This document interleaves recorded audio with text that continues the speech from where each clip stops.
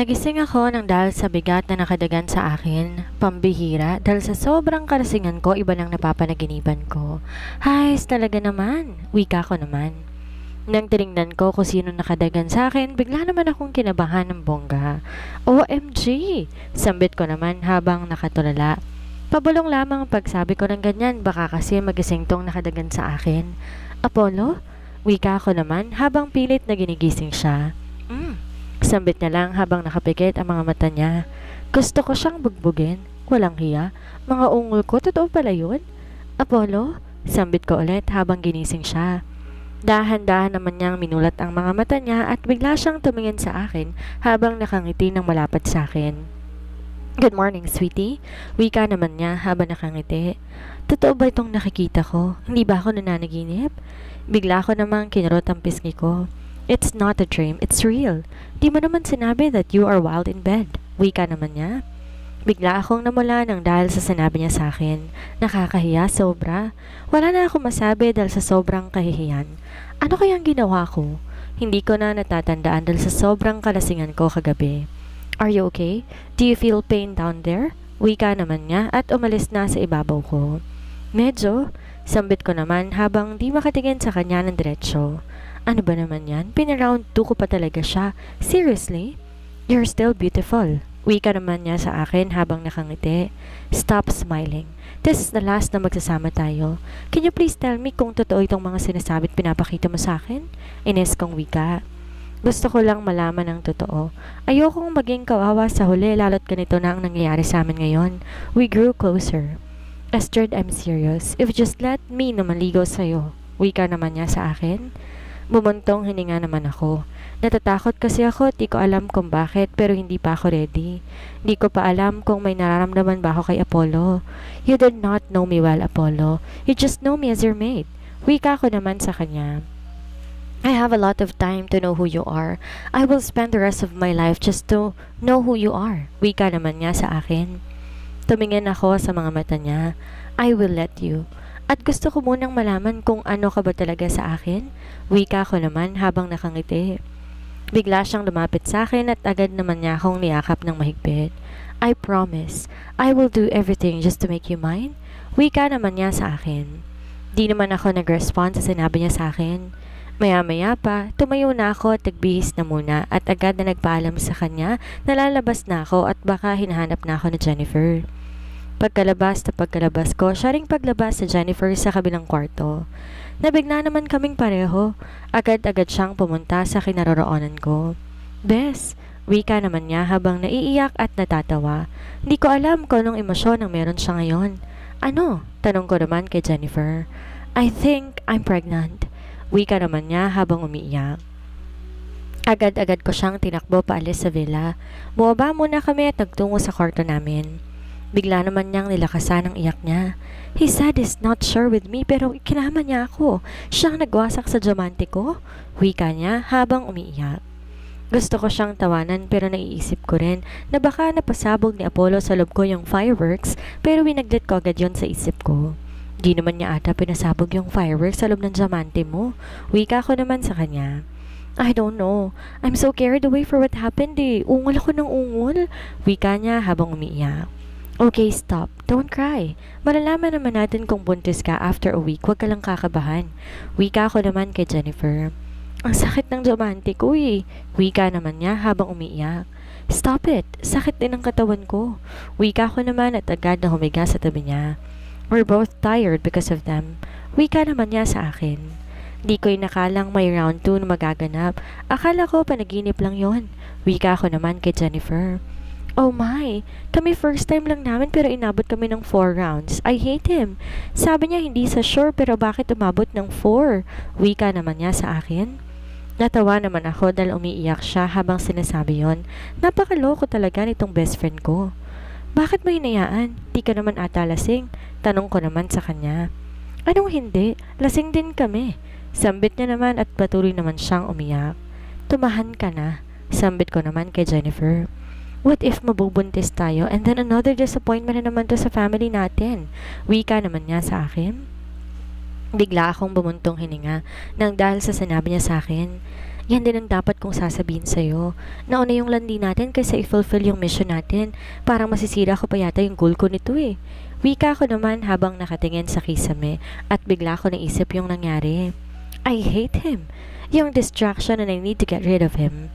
Wika ko naman habang nakasimangot. Paano? Wika niya naman sa akin.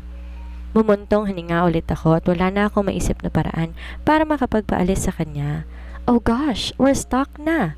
Sambit naman ni Jennifer habang umiiyak. What if mabuntis ako and then Jeff came back? Wika naman ni Jennifer. Sa case ni Jennifer talagang gulong-gulo siya. Alam kong mahal niya si Jeff tas nandyan pa si Sean, talagang gulong-gulo siya. Sabay naman kaming bumuntong hininga. Everything is a disaster. Wika ko naman. Tumango siya habang patuloy pa rin umaagos sa mga luha niya. Naawa ko sa kanya dahil mabigat ang daladala niya. Wala naman akong magawa dahil pati ako hindi ko alam paano ko papaalisin si Apollo sa buhay ko. Ngayon pa na pumayag akong kilalanin niya ako ng gusto. Jen, what if aalis muna tayo? Wika ko naman. No, hindi tayo tatakas. Haharapin natin to. Palaban tayo, bes. Hindi tayo basta-basta sumusuko. I think this is the start of our journey here. Wika naman niya sa akin. Ito ang isang dahilan kung ba't mahal ko tong best friend ko dahil super positive niya pa rin. Kahit mabigat na ang problema niya, nahahawa na ako sa pagiging positive niya sa buhay. Inawakan niya naman ang kamay ko. We can pass this storm, okay? Hindi lang dapat tayo susuko. Walang susuko dito. Magiging positive pa rin tayo no matter what happen. Wika naman niya sa akin. Nagyakapan naman kaming dalawa. Apollo's POV. Umisi ako nang makaalis na si Astrid. Agad-agad kong kinuhang cellphone ko at tinawagan ng private investigator ko. Hello sir? Wika naman niya sa akin. Mag-prepare ka ng chocolate at isang bouquet ng flower? Wika ko naman habang nakangiti. Copy sir? Sambit niya naman sa akin saka ibinaba na ang tawag. Agad-agad akong tumayo at naligo naman ako ng mabilisan.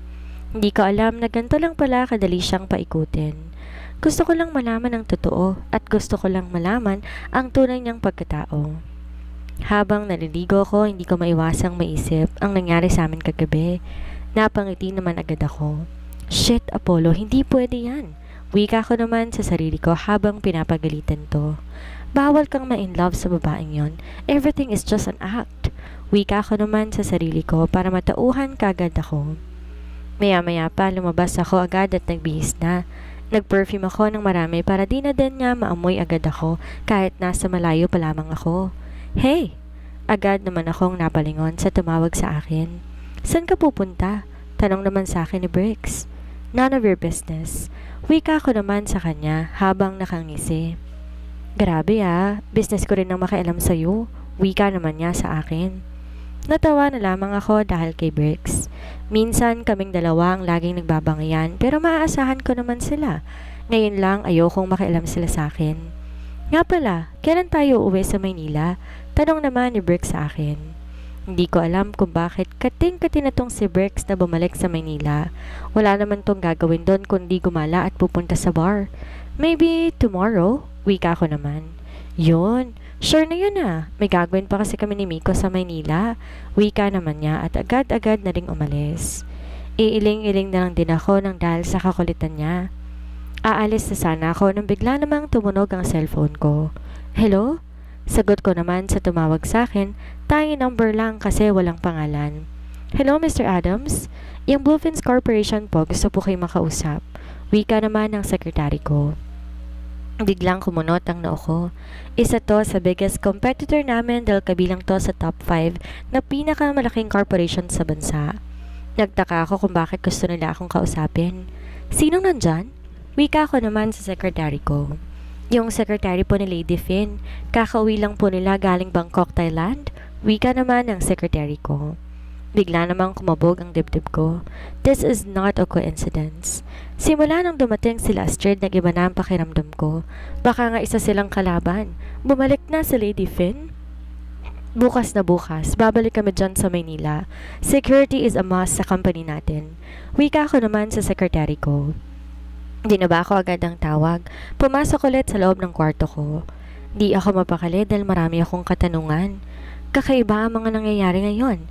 Wika ko naman at agad na naghanap na information tungkol sa pagbabalik ni Lady Finn. Nakita ko naman na isang video na sinad sa akin ng tauhan ko. I'm coming back because I want to see what's going on here, especially in my company. Wika naman niya sa interview. Bigla naman bumalik ang galit ko sa babaeng to. Kundi dahil sa kanya na sa mabuting kalagayan sana ang mommy ko. Agad-agad kong dinampot ang cellphone ko nang mag-ring ulit ito. Sir, ready na po, na-deliver na po any moment. Darating na po yung pina-order mo sa akin. Wika naman ng assistant ko. Ngumisi naman ako. Di na ako sumagot at agad ko na lang pinatay ang tawag. Bumuntong hininga na ako at tumayo. Hindi ko alam saan ako dadalhin ng plano kung ito lang isa ang alam ko. Kailangan kong malaman ng totoo para wala nang mapahamak sa mga mahal ko sa buhay. Mahirap pagtiwala sa kanila. Nakita ko naman si Sean na may bitbit ting bulaklak. Parang kararating lang din niya. Hindi ko alam kung saan galing tong lalaking to. Bro, sambit niya naman habang nakangiti ng malapad sa akin. Agad namang kumunot ang noo ko nang dahil sa sinabi niya. Where are you going? Tanong ko naman kay Sean. To the girls' room? Wika niya naman sa akin. For what? Saan mo yun ibibigay? Takang tanong ko naman sa kanya. Of course, para kay Jennifer. Wika naman niya sa akin habang natatawa. Oo nga pala, natamaan pala to. I feel sorry for him already dahil sa gagawin ko. Pupunta din ako doon. Sambit ko naman kay Sean. Liligawan mo si Astrid? Tanong niya naman sa akin. Of course. Wika ko naman habang di makatingin sa kanya. Oy, bro! Wika naman niya habang hinahawakan ang mukha ko. Totoo na ba to? Tanong niya naman sa akin. Bumuntong hininga naman ako at pilit na ngumiti. Oo, diretsahan kong sambit sa kanya. Natawa naman ako nang dahil sa reaksyon niya. Bumilog ang mata niya. Tara na! Wika naman niya at agad-agad na akong hinila papunta sa kwarto nila Astrid. Malayo pa mula dito ang kwarto nila. Dutang ako dahil marami akong iniisip. Maya-maya pa bigla naman siyang napatigil. Bro! Sigaw niya naman sa akin kaya bigla akong napatingin sa kanya. Are you okay? Sambit niya naman sa akin. Tumango ako bilang tugon sa tanong niya sa akin. Sir, yung delivery niyo po. Biglang sambit ng delivery driver sa akin. Napatingin ako sa nagsalita. Kanina pa ata to nakatingin sa akin. Kinuha ko naman agad at nagpasalamat na dahil sa paghatid niya. Biglang tumahimik ang paligid. Tayong mga yapak lang namin ang naririnig namin.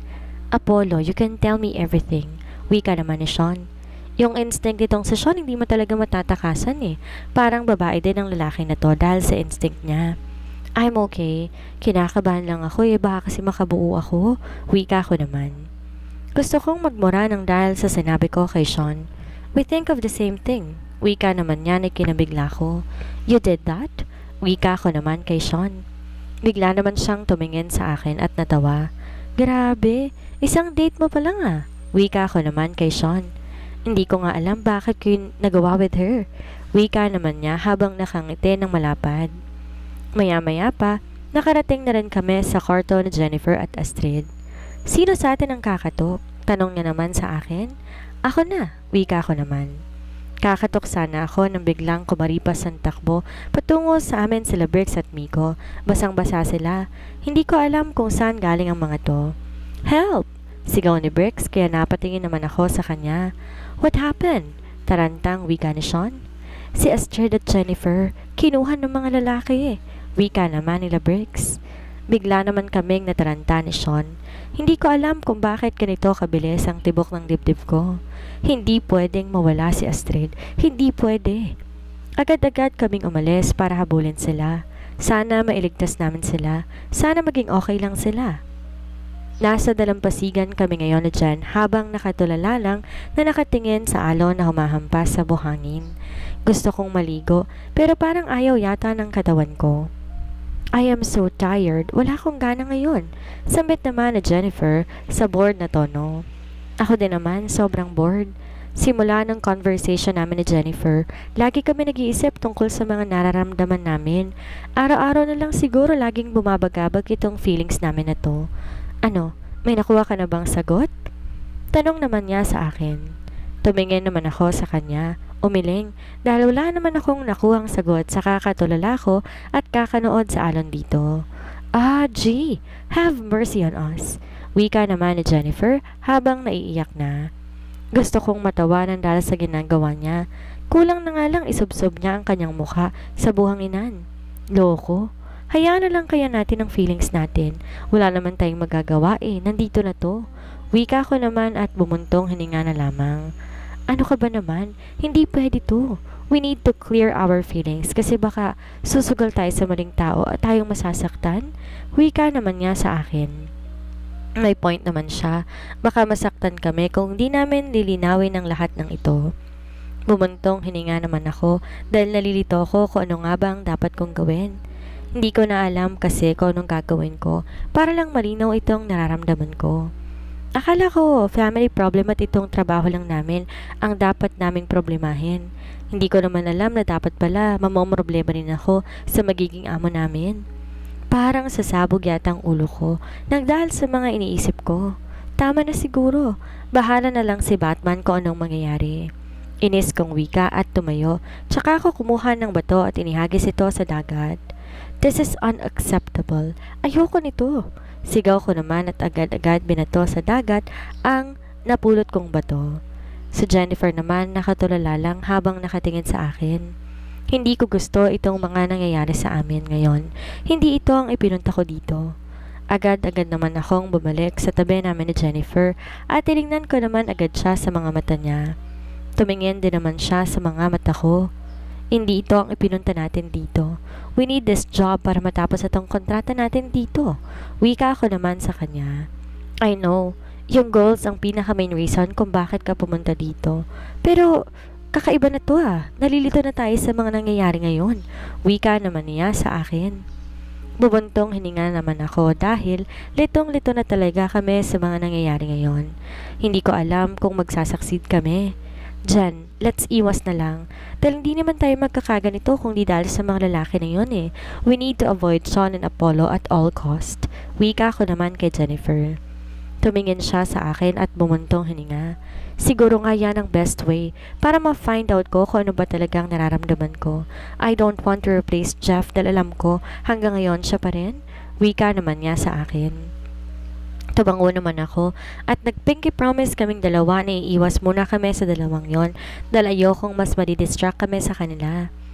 Aalis sana kami nang bigla dumating si Berks at Miko, may dala-dala silang mga prutas at pagkain. Oy, saan kayo pupunta? Sambit naman ng dalawa. Aalis na, sagot ko naman sa kanila. Dito muna kayo, samahan niyo kami. Ang dami naming dinala magpipiknik kami. Wika naman ni Berks habang nakangiti. Biglang kumunot ang noo ko dahil kakaiba yata si Berks ngayon. Bigla-bigla ata kayo naging mabait at naging caring na lang. Wika ko naman sa kanila. Di naman nila kami sinagot. Dahan-dahan naman nila kaming kinuha at pinaupo nila kami ng dahan-dahan.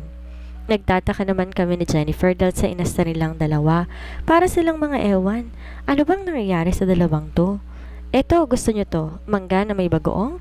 Tanong ni Berks at pinakita naman ito ni Miko. Nakalimutan ko agad yung dapat kong tatanungin kay Berks dahil natakam ako sa mangga. Si Jennifer naman hindi na makapigil. Kinuha na agad yon sa mga kamay ni Miko. Bigyan nyo nga rin ako. Wika ko naman kay Gab at agad na kinuha. Ops, wait lang muna. Sambit naman ni Berks habang nilalayo ang mangga. Kinuha niya kay Jennifer yung mangga na kinuha niya. Ano ba naman yan? Inis na wika na dyan. Ilalatag muna natin to para naman may pang-post ako sa IG. Okay, wika ko naman sa kanya. Iiling-iling na lamang ako dahil sa sinabi ni Miko. Agad-agad naman niyang nilatag ang mat at umupo naman kaming apat. Agad naming kinuha yung mangga na may bagoong. Ang sarap talaga. Wika naman ni Jennifer. Nagtinginan lang si Miko at Berks habang nagta-thumbs up pa. Ayos lang ba kayo? Tanong ko naman sa kanila. Oo, wika naman nila habang may patango-tango pa. Grabe naman, saan nyo ito nabili? Magpapabili ka ba ng ganito? Wika ulit na Jennifer na makaubos na siya ng dalawa. Naglilihi ba kayo? Biglang tanong nila. Naboga ko naman yung kinain ko. Si Jennifer naman napaubo na din ang dahil sa tanong ni Miko. Walang iya. Hindi ngayon lang kami nakakain ulit nito kaya takam na takam kami. Sagot ko naman. Bigla silang tumayo at pirasahan kaming pinatayo ng dalawang ito. Uy, ano ba? Sambit ko naman. Di pala kayo buntis eh. Muntik nyo pang inubos sa mga mangga namin. Wika ng dalawang ito at nalayo kami sa mga pagkain nila. Napasimangot na lang kami. Sana pala sinabi ko na lang na buntis kami para naman naubos namin ang lahat. Agad naman silang bumalik doon at kumain. Lumapit kami ni Jennifer doon para humingi ng kaunti, ngunit ayaw na nila kaming bigyan. Ang hindi magbibigay ng pagkain, mabubulok ang ngipin. Wika naman ni Jennifer. Di naman yung totoo. Sambit naman ni Miko. Inirapan naman siya ni Jennifer. Maya-maya pa, bigla kaming may narinig na parang baril. Agad naman akong naalarma. Sinong mga yon? Wika ko naman. Kalaban! Sigaw ni Miko at agad na kaming hinila. Nagtatakbo kami patungo sa malaking bato para magtago, ngunit nakababa na sila mula sa bangka. Hinarangan naman nila kami at pinagsasuntok naman nila si Brix at Miko. Lumaban ako, ngunit masyado silang marami. Astrid! Sigaw na Jennifer habang binubuhat siya ng mga hindi kilalang lalaki. Agad kong hinawakan ng kamay ng isang lalaki at binali ito. Napatigil ako nang bigla may tumutok sa ulo ko. Sumama ka na, huwag ka nang magmatigas. Wika ng isang lalaki. Sino nag-utos sa inyo? Tanong ko naman. Di naman niya ako sinagot. Pinukpok niya ang ulo ko ng baril. Biglang dumilim ang paningin ko at agad na natumba.